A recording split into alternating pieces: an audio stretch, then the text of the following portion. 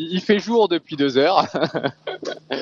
Ça, c'est niveau lumière. Et niveau le bout du tunnel, effectivement, on espère y arriver incessamment sous peu.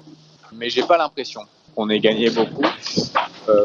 Au contraire, même, je pense qu'on a plutôt perdu. Mais franchement, je n'ai pas fait les comptes. Là, on était vraiment focus sur comment essayer de sortir de là le plus vite possible.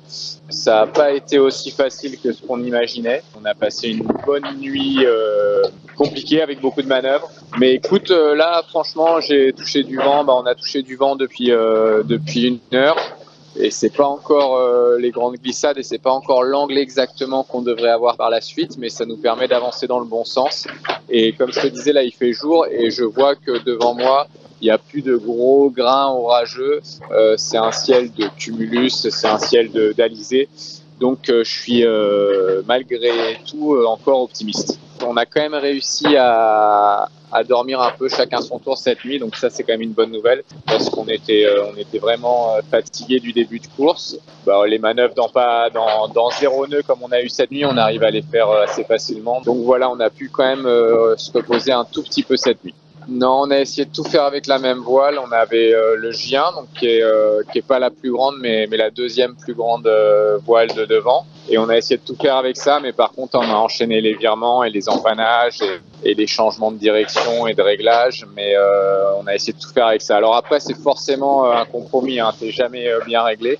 Mais le vent, il change tellement vite et avec des variations tellement grandes qu'il faut vraiment trouver un compromis. Tu essaies de faire route vers le sud parce que tu sais que c'est par là-bas la sortie et d'être le moins mal réglé possible, mais tu sais très bien que tu peux pas régler en permanence, quoi. Non, écoute, on s'en est pas trop mal sorti, franchement. On a vu des masses nuageuses énormes avec des éclairs et tout, mais en force de vent, on n'a jamais eu plus de 15-17 nœuds. Alors quand tu passes donc ce qui est pas énorme, mais quand tu passes de 0 à 15 nœuds d'un coup, ça te met un petit coup d'adrénaline.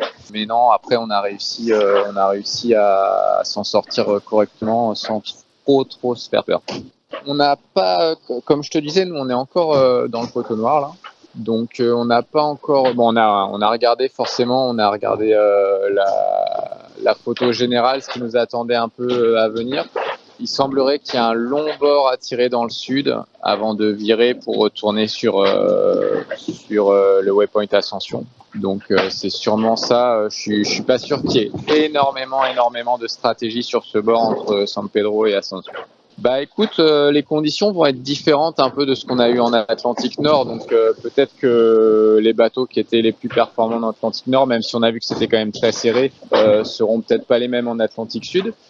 Pour Gitana et SVR, il y a une belle bataille, ils sont vraiment très proches. Nous, on est, j'espère, pas trop loin derrière, donc on va voir, mais ouais, de toute façon, je pense que ça va rester vraiment groupé jusqu'au prochain waypoint.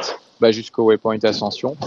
Et puis à partir de là, par contre, ce sera un grand bord de vent arrière avec des bords à tirer. Et là, il y aura peut-être un peu plus de